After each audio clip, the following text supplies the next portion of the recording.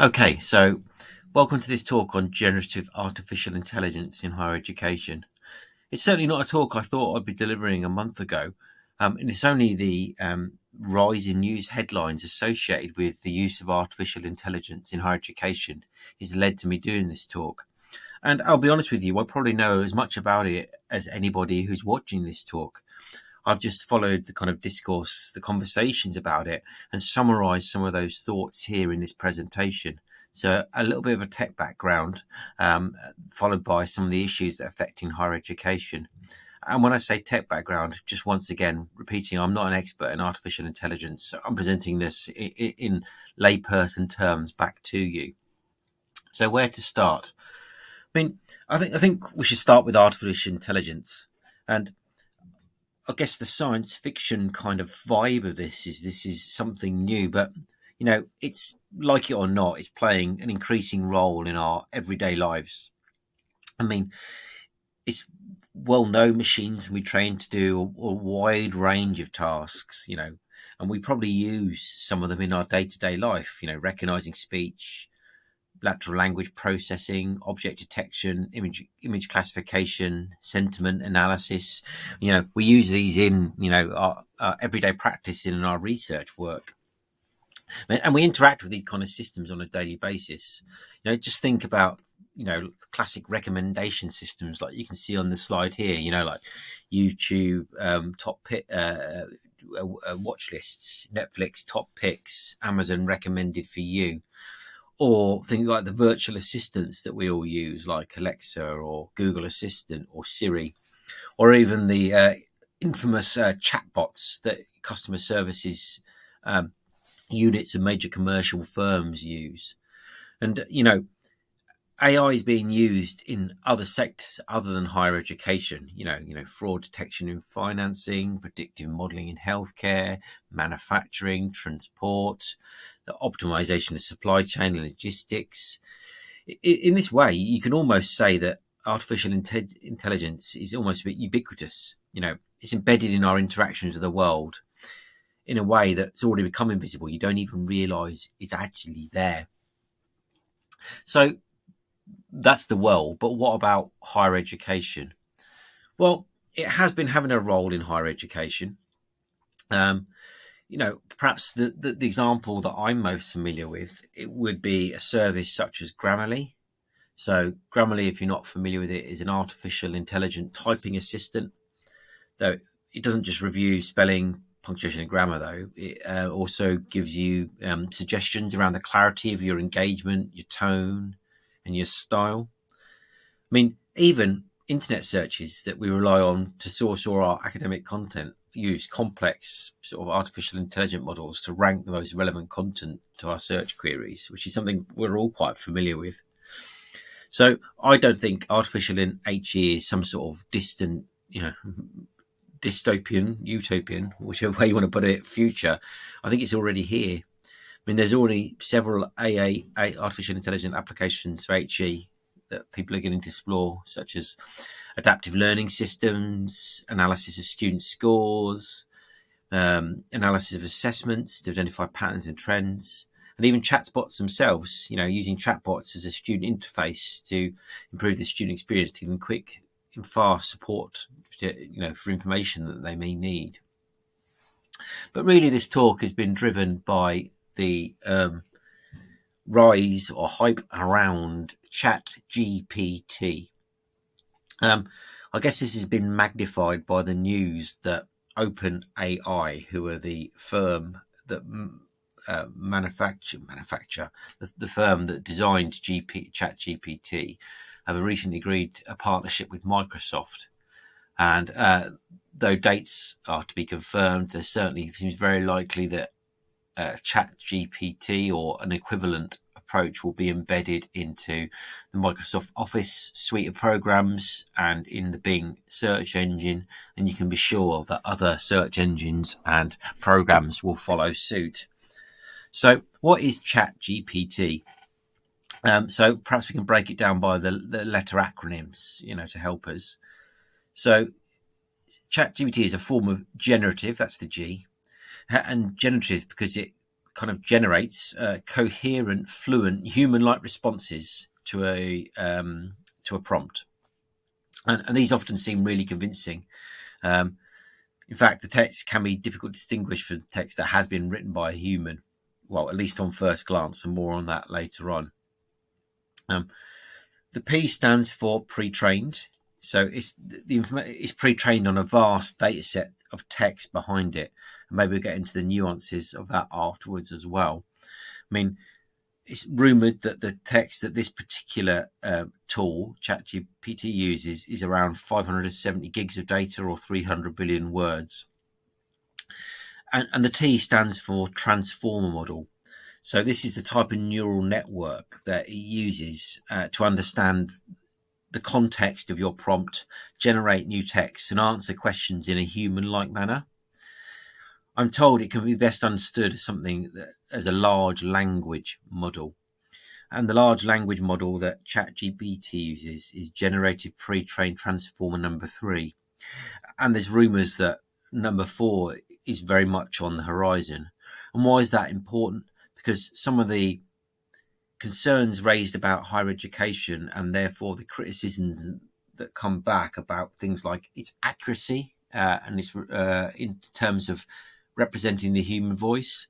And I think we can just accept that this technology is going to move at an incredibly fast pace, and some of its limitations that we could identify at this stage will be ironed out and removed, in the near future.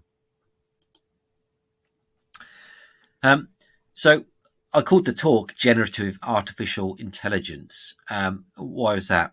Well, ChatGPT is currently being used kind of synonymously with generative artificial intelligence. But we should consider this in relation to there's many other tools out there which use the same or similar technology. So things like Jasper, Chat, Quatire, ChatSonic, Perplexity, and very other tech giants, doing similar things. So Google have got a whole host you can see here, Lambda, BERT, etc. In fact, I saw, as I was preparing this talk, that Google about to launch a ChatGPT equivalent called Bard. Facebook use Roberta, Control by Salesforce, Megatron by NVIDIA. So there's a whole host of different tools out there. So I'm going to use the term generative artificial intelligence to reflect all of these tools, which includes ChatGPT. Because when we consider HE and our students, they may not be just using that specific tool. So that's what I mean by generative artificial intelligence. So what are the concerns? What are we worried about? Well, the concerns are essentially, at the moment, centered mostly around assessments generated by the software tools. So assessments like, coursework such as essays, dissertations, and others, which are basically text-based, that if you use the correct prompt, you'll get an answer to that prompt, which could be submitted as a piece of coursework. Of course, these generative artificial intelligence tools, you could make the request multiple times, and each time you'll get a completely different output. One of the real concerns about these text responses is that at the moment they're thought to be, because they're human-like, they're thought to be very difficult to identify, and thought that they can't be picked up by traditional, plagiarism detection tools. So that a student could theoretically take an assessment, say an essay, use a prompt, generate a bank of text for it, and then submit it through your submission portal and avoid any flagging that they've used this particular tool. So that is essentially the concern. These headlines here, which do scaremonger a little bit, shows that ChatGPT is an example generative artificial intelligence tool. Can pass certain exams, can pass coding interviews, etc., etc. So there's a real concern about, assessment. I mentioned essay and dissertations, but, projects, presentations, computer source code, equations, many others that require sort of text-based responses are all kind of vulnerable to this. And there's lots of people who've generated work using these kind of tools. Yeah, and in some cases, got colleagues to grade or assess them, against university grading scale. And in some cases, seeing that they meet pass marks. There's a lot more detail behind this. One well publicised limitation of ChatGPT, particularly at the present, is the fact that though it does include citations to sources, it fabricates those. So an easy detection thing if something's copied in its entirety. I just want to flag up that a lot of the conversation externally seems to be about text-based assessment, but Midjourney and DALL-E 2, which are at the bottom, are just two examples of generative artificial intelligence which use images rather than text-based processing. So let's not think for a minute that this is solved by removing text-based assessments, or other forms of assessments could be used for this as well. So what do we do? Well, I guess the first response that everybody always puts out when something like this new comes about is just basically stop it. Let's block it, ban it, etc., etc. So let's just talk briefly through each of those points. So AI detection. So there are services already in the market that purport to detect artificial intelligence generated content. In fact, Turnitin has released a news article suggesting that they could. I mean, there's ethical concerns with some of these and some of how they're used anyway. But for me, I think this is a redundant point because, such approaches, worrying about detection tools, effectively create a never-ending arms race, which is going to serve absolutely nobody because the technology is improving so fast that it will learn to adapt whatever patches or mods you build into your software to try and detect it. Of course, the second thing is, well, let's just ban it. You can't use it. Just ask our IT departments to block access to this particular tool or that particular tool. I mean, this is absolutely futile. Aside from the obvious that students could access it on own personal devices, and non-university internet connections, it's never going to happen. You also have to think about where this tool is. I mean, it's going to be embedded in Microsoft packages and on search engines. It's not cheating. It's another tool that you can use to help you complete your work. So restricting and say you can't use it, or literally just drive it underground and will solve absolutely nothing. Kind of the other sort of side of the restriction thing is, okay, we accept it's there, but let's restrict its use in the assessment. So let's return to closed book examinations in a hall with no internet available. Though there are certain circumstances where these may be good approaches. I mean, I would argue this is unviable for a whole host of pedagogical reasons, for most forms of assessment and for most students. And I guess the final thing is punishment. So, with the comments about detection notwithstanding, let's basically punish people for it. Let's embed in our academic regulation specific penalties for the use of generative artificial intelligence, or at least specific penalties for excessive use or using it in its entirety for a piece of assessment. And it may be prudent that academic regulations do reflect some wording around that, because I'm sure that many haven't recognised this particular threat at present. So what's the sector response been to this? So the sector response has been wide and varied. There's been a lot of discussion, but I've drawn the next two slides, particularly from this QAA briefing note. And they focus their guidelines around kind of two areas. One is about preserving the integrity of current and future assessment.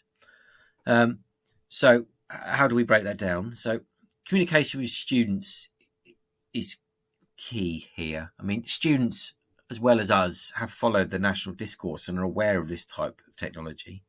So I think communicate with students about the capabilities and the limitations of such generative artificial intelligence tools, and things like the inappropriate forms of citation that I mentioned, and some other really important aspects. There's been some talk about the bias that these particular tools have in the kind of examples and text they create. And talk to them about how indiscriminate use of these kind of technologies not only harms the quality of their education, but also undermine confidence in the qualification they're actually working towards. Is a key part of this. Student declaration. So update your student declarations, for submitting coursework. So, to certify it's their own work, that all correctly sources are attributed, and, acknowledge the contribution of, generative artificial intelligence if it was used in whatever way that you feel appropriate. So this is basically whatever a student signs or ticks or clicks before they submit a coursework to declare that this is their own work. The third would be policies and practices. So reflecting on whether our current institutional policy and practice do cover things like academic misconduct for using things like generative artificial intelligence, and then adjusting, submission processes to reflect that. But the biggie, the most important one for me, is definitely around assessment design. Engaging with students and staff on the benefits of authentic and innovative forms of assessment that will not rely on investing in software to generate what the output is. So for me, this represents a real good opportunity for staff and students to build trust in the assessment process, perhaps even co-create iterative, assessment that supports critical thinking. That's easy to say, and is a big piece of work, but I'm sure we could all think of assessment modes which were less than ideal before generative AI became a problem. And this probably will just help us blow some of the cobwebs out from under the rug for those form of assessments and finish them off and replace them with something much more useful and viable, which better allows the students to be successful. Of course, alongside that, recognising that generative artificial intelligence isn't going anywhere. Designing assessments with that in mind, even allowing students to use those, building them into the tool,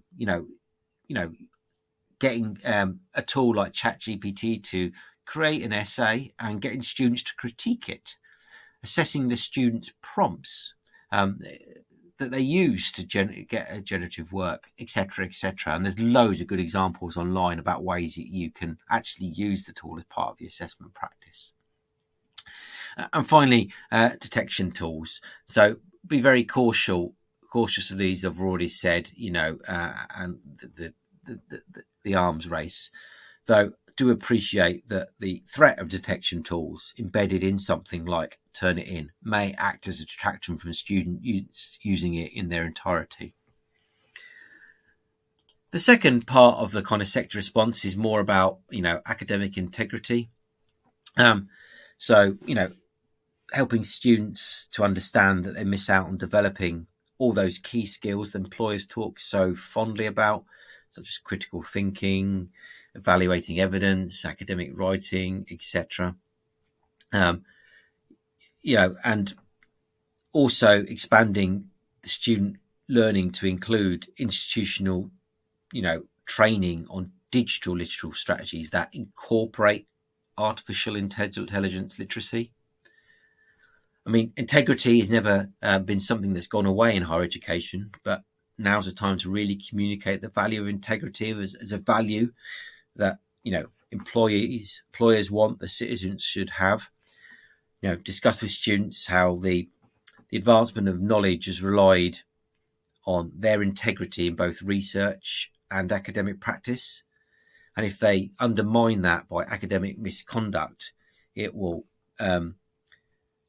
devalue their discipline and their knowledge base and them as an individual themselves. Alongside that, I think networks of support are really important. Support to students, research shows most students are strongly opposed to cheating, including the things like, essay mills, and artificial intelligence. because of the ethical reasons behind those. They see them as malpractice. They see them as threat to the value of their qualifications.